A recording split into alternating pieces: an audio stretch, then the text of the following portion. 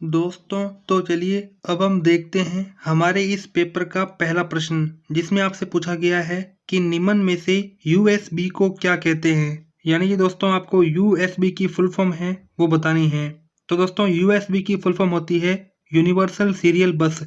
यानी कि दोस्तों पहले का जो करेक्ट आंसर है वो क्या हो जाएगा, ऑप्शन नंबर बी। इस प्रकार से दोस्तों यूएसबी का पूर्ण रूप है वो रहने वाला है। दोस्तों तो चलिए अब हम आगे देखते हैं। हमारे पास में अब इस पेपर का दूसरा प्रश्न आता है। इसमें आपको कहा गया है कि डीबीएमएस यानी कि दोस्तों डाटाबेस मैनेजमेंट सिस्टम जो कि एसिड प्रॉपर्टी का अनुसरण करता है। तो दोस्तों यहाँ पर जो एसिड प्रॉपर्टी है इसमें एसिड का क्या मतलब है। यानी कि दोस्तों सिंपल सी बात यह है कि आपको एसिड की फुल फॉर्म है वो बतानी है। तो दोस्तों ए का मतलब ये है कि ऑटोमेसिटी, ठीक है, और सी का मतलब है कंसिस्टेंसी, और आई का मतलब है आइसोलेशन, और डी का मतलब है ड्यूरेबिलिटी। तो इस प्रकार से दोस्तों एसिड की फुल फॉर्म है वो रहने वाली है। तो यहाँ पर दूसरे का जो बी ऑप्शन है वो दोस्तों बिल्कुल करेक्ट आंसर रहेगा। दोस्तों तो अब आप आगे देख सकते हैं हमारे पास में अब इस पेपर का तीसरा प्रश्न आता है। इसमें आपको कहा गया है कि निम्न में से कौन सा रोम का प्रकार नहीं है। तो दोस्तों मैं आपको बताना चाहूँगा हमारे पास में दो तरह की मेमोरी होती है। पहली है रैम, पहली का नाम दोस्तों क्या है, रैम, जिसकी दोस्तों फुल फॉर्म होती है रैंडम एक्सेस मेमोरी, ठीक है।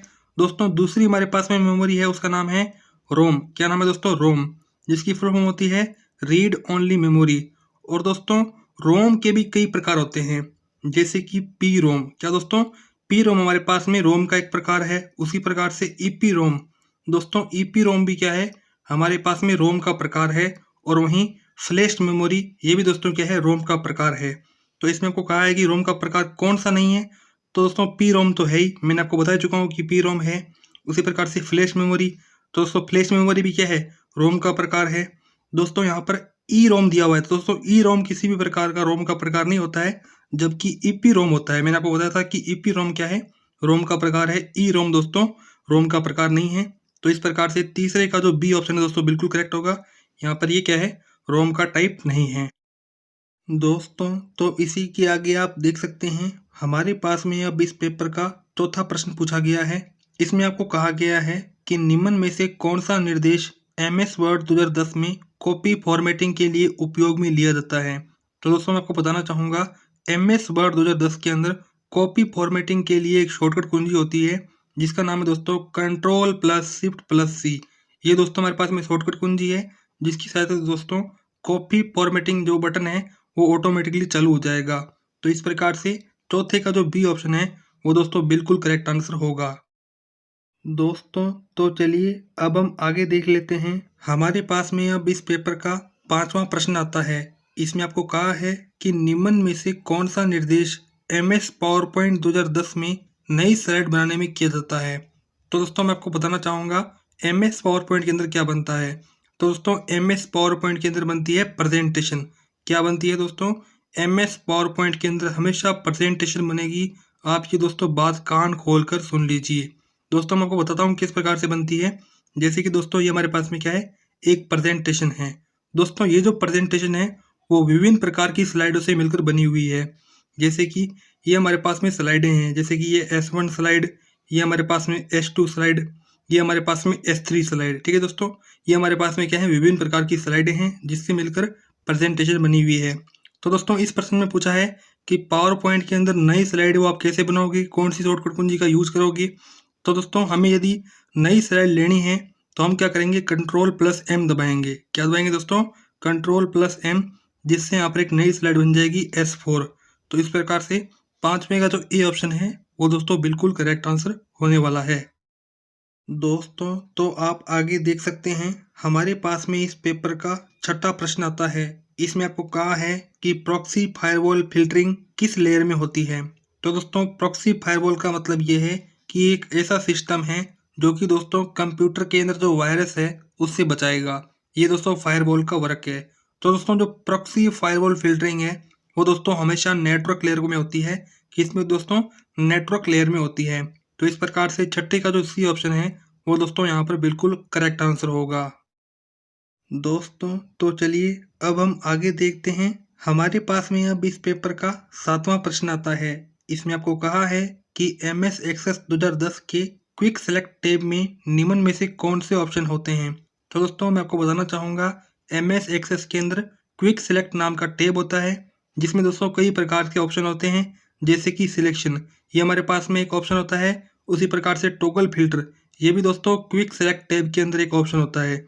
तो इस प्रकार से ए और बी दोनों ऑप्शन है दोस्तों, ये क्विक सेलेक्ट टैब के अंदर होते हैं। तो इस प्रकार से डी ऑप्शन दोस्तों बिल्कुल करेक्ट होगा, क्योंकि इसमें बता रखा है कि ए और बी दोनों ऑप्शन क्या हैं, वो दोस्तों क्विक सेलेक्ट के अंदर ऑप्शंस हैं। तो इस प्रकार से सातवें का दोस्तों जो डी ऑप्शन है वो यहाँ पर बिल्कुल करेक्ट आंसर होने वाला है। दोस्तों तो अब आप आगे देख सकते हैं, हमारे पास में अब इस पेपर का 8वां प्रश्न आता है। इसमें आपको कहा है CD या DVD। तो दोस्तों CD और DVD की आपको फुल फॉर्म आनी चाहिए। दोस्तों CD की फुल फॉर्म होती है कॉम्पैक्ट डिस्क, और वहीं दोस्तों हमारे पास में जो DVD है उसकी दोस्तों फुल फॉर्म होती है डिजिटल वर्सेटाइल डिस्क। तो इसमें आपको कहा है कि CD और DVD में फाइल को कॉपी करने की जो प्रोसेस है वो क्या कहलाती है। यानी कि दोस्तों CD और DVD के अंदर आपको फाइल डालनी है, तो दोस्तों उस प्रोसेस को हम क्या कहेंगे, तो दोस्तों उसे हम कहेंगे बर्निंग। क्या कहेंगे दोस्तों, उस प्रोसेस को कहेंगे बर्निंग। तो इस प्रकार से 8वें का जो बी ऑप्शन है वो दोस्तों यहाँ पर बिल्कुल सही उत्तर होगा। दोस्तों तो आप 8वें प्रश्न के आगे 9वां प्रश्न देख सकते हैं। इसमें आपको कहा है कि निम्न कैरेक्टर में से किसका ईमेल एड्रेस में विशेष मतलब होता है। तो दोस्तों मैं आपको बताना चाहूँगा, जो हमारे पास में जो ईमेल एड्रेस होता है उसमें दोस्तों एक कैरेक्टर होता है जो कि आप सब जानते ही होंगे। जैसे कि मैं ईमेल एड्रेस लिख के बताता हूँ। जैसे कि मैं जनरली एक एग्जांपल लेता हूँ abc@gmail.com। ये दोस्तों मैंने कोई एग्जांपल लिया है आपको बस समझाने के लिए। तो दोस्तों यहाँ पर जो एक कैरेक्टर है ये दोस्तों ईमेल एड्रेस के अंदर होगा ही होगा, चाहे आप कोई भी ईमेल एड्रेस ले लो। तो दोस्तों यहाँ पर जो निम्न कैरेक्टर है जो कि विशेष मतलब होता है वो दोस्तों है। तो इस प्रकार से 9वीं का जो ए ऑप्शन है वो दोस्तों बिल्कुल सही उत्तर होगा। दोस्तों तो आप 9वें प्रश्न के नीचे आगे 10वां प्रश्न देख सकते हैं। इसमें आपको कहा है कि PAN का पूरा नाम क्या होता है। यानी कि दोस्तों आपसे PAN की फुल फॉर्म है वो दोस्तों पूछी है। तो दोस्तों PAN की फुल फॉर्म होती है पर्सनल एरिया नेटवर्क। तो आप देख सकते हैं ऑप्शन ए के अंदर पर्सनल एरिया नेटवर्क क्या है दोस्तों, PAN की बिल्कुल करेक्ट फुल फॉर्म है।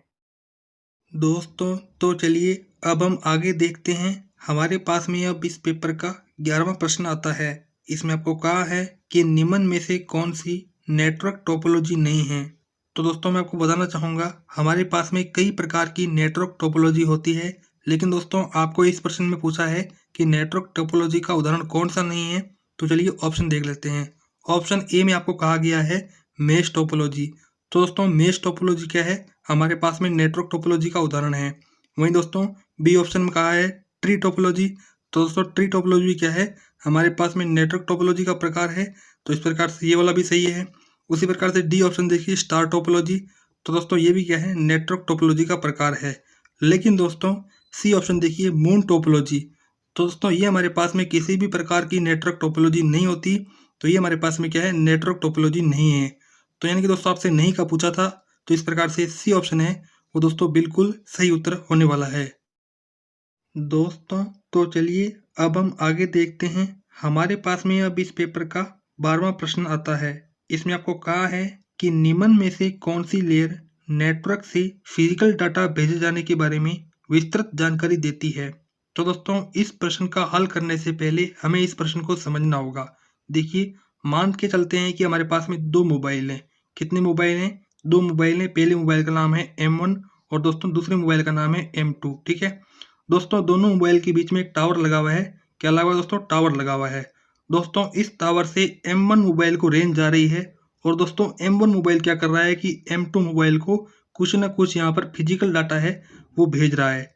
तो दोस्तों यहाँ पर जो फिजिकल डाटा भेजेगा तो एक लेयर का निर्माण होगा। किसका निर्माण होगा दोस्तों, लेयर का निर्माण होगा। तो यहाँ पर हम जो डाटा भेज रहे हैं यानी कि ट्रांसपोर्ट कर रहे हैं, तो इस ट्रांसपोर्ट की वजह से ट्रांसपोर्ट लेयर का दोस्तों निर्माण है वो होने वाला है। इस प्रकार से ये हमारे पास में क्या है, वो लेयर है जो कि दोस्तों विस्तृत जानकारी देगी। तो यानी कि 12वें का जो सी ऑप्शन है वो दोस्तों बिल्कुल करेक्ट आंसर होगा।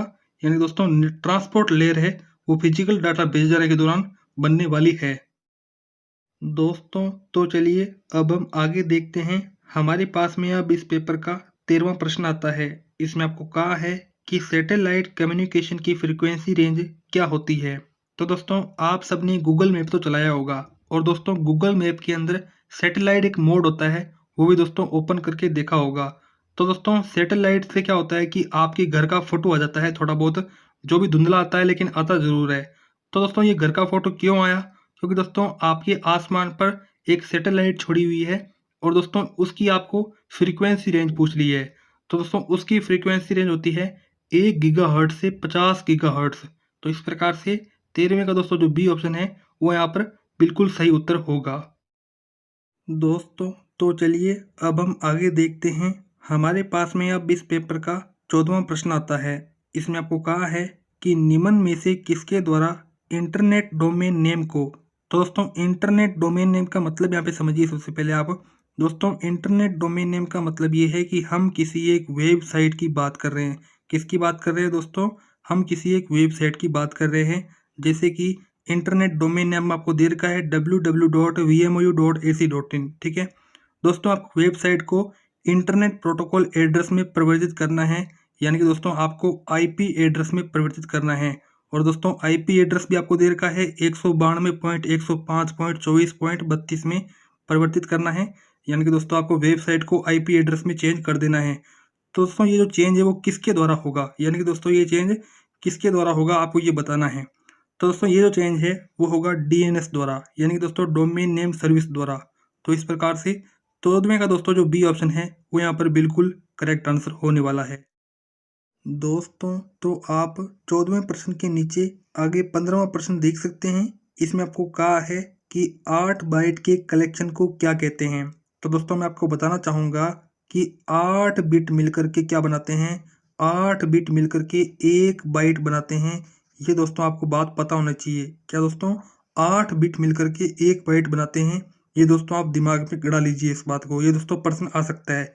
उसी प्रकार से 1000 बाइट मिलकर के 1 किलोबाइट बनता है। क्या वो दोस्तों 1000 बाइट मिलकर के 1 किलोबाइट बनता है, ये भी दोस्तों आप बात याद रखना। उसी प्रकार से 1024 किलोबाइट मिलकर के 1 मेगाबाइट बनता है, ये भी दोस्तों आप बात याद रखना, क्योंकि दोस्तों इंपॉर्टेंट ये आ सकते हैं। तो इसमें आपको पूछा है कि 8 बाइट के कलेक्शन को क्या कहते हैं। तो दोस्तों 8 बाइट का कोई भी कलेक्शन नहीं होता है, यदि कलेक्शन होगा तो 1000 बाइट का होगा, जिससे 1 किलोबाइट बनेगा। तो इस प्रकार से उपरोक्त में से कोई नहीं दोस्तों उत्तर क्या है, बिल्कुल सही उत्तर है। तो इस प्रकार से 15वें का जो डी ऑप्शन है वो दोस्तों बिल्कुल करेक्ट आंसर होगा। दोस्तों तो चलिए अब हम आगे देख लेते हैं। हमारे पास में अब इस पेपर का 16वां प्रश्न आता है। इसमें आपको कहा है कि निम्न में से कौन सा लेबल या कौन सा ऑप्शन जीमेल में आने वाली मेल के बारे में बताता है।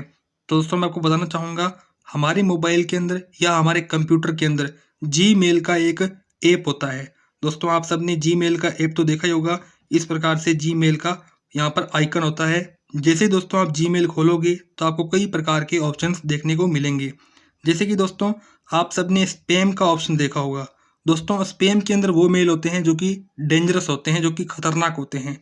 उसी प्रकार से ड्राफ्ट ऑप्शन के अंदर वो मेल होते हैं जो कि दोस्तों आप आधे अधूरे लिख चुके हो, यानी कि दोस्तों आप आधे अधूरे लिखे हो, किसी को सेंड नहीं किए हो, वो दोस्तों मेल जो हैं वो ड्राफ्ट ऑप्शन के अंदर चले जाएंगी। और वहीं वे मेल्स जो दोस्तों आप भेज चुके हो किन्हीं व्यक्तियों को, वो दोस्तों जो मेल्स हैं वो सेंड मेल ऑप्शन के अंदर मिलेंगी। और दोस्तों वे मेल जो आपको मिले हैं किसी व्यक्तियों द्वारा, तो दोस्तों वो जो मेल हैं वो इनबॉक्स ऑप्शन के अंदर मिलेंगी। तो दोस्तों इस प्रश्न में आपको कहा है कि जीमेल में आने वाली मेल, तो देखिए जीमेल में आने वाली मेल है उसके बारे में दोस्तों कौन बताता है। तो दोस्तों वो बताता है इनबॉक्स ऑप्शन। तो इस प्रकार से 16वें का जो ए ऑप्शन है वो दोस्तों यहाँ पर बिल्कुल सही उत्तर होने वाला है। दोस्तों तो चलिए अब हम आगे चलते हैं। हमारे पास में अब इस पेपर का 17वां प्रश्न आता है।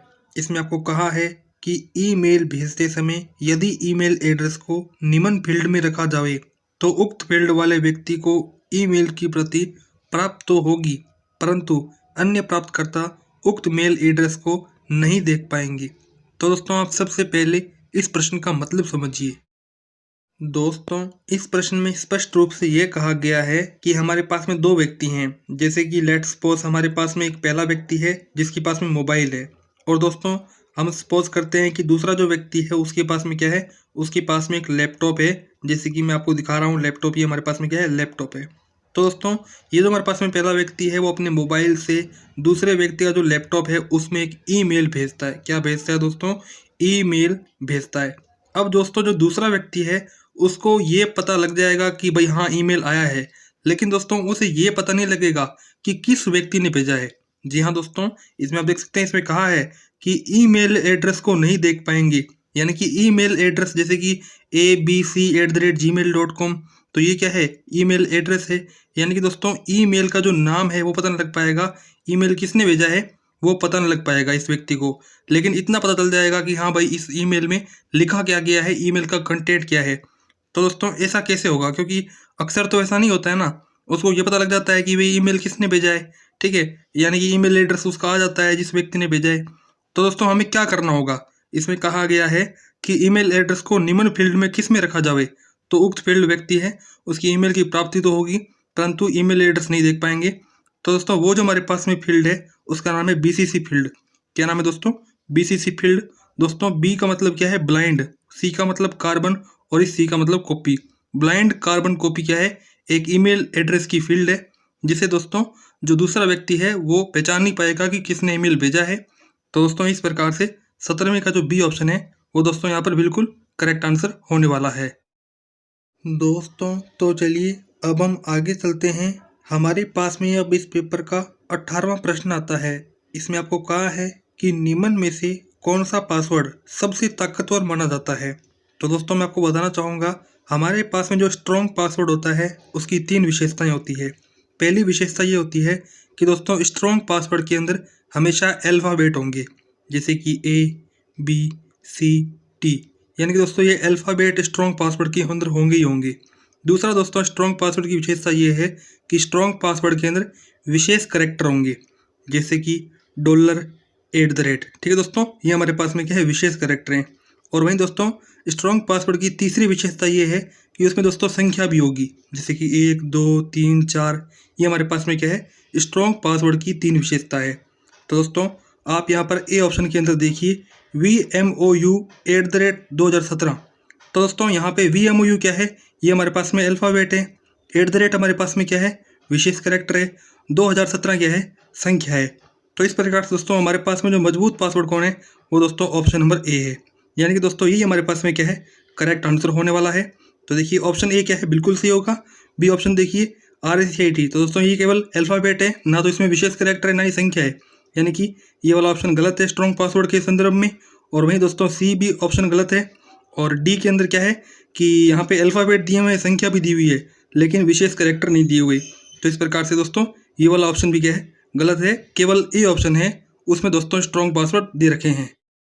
दोस्तों तो चलिए अब हम आगे चलते हैं। हमारे पास में अब इस पेपर का 19वां प्रश्न आता है। इसमें आपको कहा गया है कि किसी नेटवर्क में डाटा ट्रांसफ़र की गति को किस में नापा जाता है। तो दोस्तों मैं आपको सबसे पहले इस प्रश्न का मतलब समझाना चाहूँगा। देखिए हमारे पास में 2 मोबाइल हैं। कितने मोबाइल हैं दोस्तों? 2 मोबाइल हैं। दोस्तों पहले मोबाइल का नाम देता हूँ 1 और दूसरे मोबाइल का नाम देता हूँ 2, ठीक है। दोस्तों मान के चलते हैं कि दूसरे मोबाइल से पहले मोबाइल की ओर वाईफाई का डाटा है वो ट्रांसफ़र हो रहा है। क्या दोस्तों हो रहा है? वाईफाई का डाटा ट्रांसफ़र हो रहा है। यानी कि दोस्तों मैंने आपको पहले कहा था कि डाटा ट्रांसफ़र है वो ज़रूर होगा। दोस्तों अब आपको बताना है कि जो डाटा ट्रांसफ़र हो रहा है उसकी जो गति है, जो स्पीड है, उसको हम किस में नापेंगे, ठीक है दोस्तों, किस में नापेंगे ये आपको बताना है। दोस्तों फिर से मैं आपको एग्जांपल देता हूँ। जैसे कि आपके पास में कोई गाड़ी है या मोटरसाइकिल है, आप कहते हो कि मेरी गाड़ी जो है वो 50 km/h की स्पीड देती है, यानी दोस्तों 1 घंटे में 50 किलोमीटर आपकी गाड़ी चलती है। उसी प्रकार से दोस्तों आपको ये बताना है कि डाटा ट्रांसफ़र की जो स्पीड है वो दोस्तों हम क्या km/h में नापेंगे? नहीं दोस्तों, km/h में तो हम डाटा ट्रांसफ़र की गति को नहीं माप सकते, उसकी स्पीड को नहीं माप सकते। इसके लिए हमें अलग यूनिट लेनी होगी, अलग इकाई लेनी होगी। दोस्तों डाटा ट्रांसफ़र की जो स्पीड है वो हम मापते हैं बीट्स पर सेकंड में। किस में मापते हैं दोस्तों? बीट्स पर सेकंड में डाटा ट्रांसफ़र की स्पीड को मापते हैं। तो इस प्रकार से 19वें का जो सी ऑप्शन है वो दोस्तों यहाँ पर बिल्कुल सही उत्तर होगा। दोस्तों तो चलिए अब हम आगे देखते हैं। हमारे पास में अब 19वें प्रश्न के नीचे 20वां प्रश्न आता है। इसमें आपको कहा गया है कि पोर्ट्रेट और लैंडस्केप क्या कहलाते हैं। तो दोस्तों मैं आपको बताना चाहूँगा, MS वर्ड के अंदर दो प्रकार की पेज ओरिएंटेशन होते हैं। पहले का नाम है पोर्ट्रेट, दूसरे का नाम है लैंडस्केप। दोस्तों मैं आपको दोनों के दोनों बनाकर भी दिखाऊंगा। जैसे कि दोस्तों ये हमारे पास में जो पेज ओरिएंटेशन है उसका नाम है पोर्ट्रेट पेज ओरिएंटेशन। वहीं दोस्तों हमारे पास में जो इस प्रकार का पेज ओरिएंटेशन होता है उसका दोस्तों नाम होता है लैंडस्केप पेज ओरिएंटेशन। तो इस प्रकार से पोर्ट्रेट और लैंडस्केप ये हमारे पास में क्या है, पेज ओरिएंटेशन है। तो दोस्तों यहाँ पर जो 20वें का ए ऑप्शन है वो यहाँ पर बिल्कुल करेक्ट आंसर होने वाला है।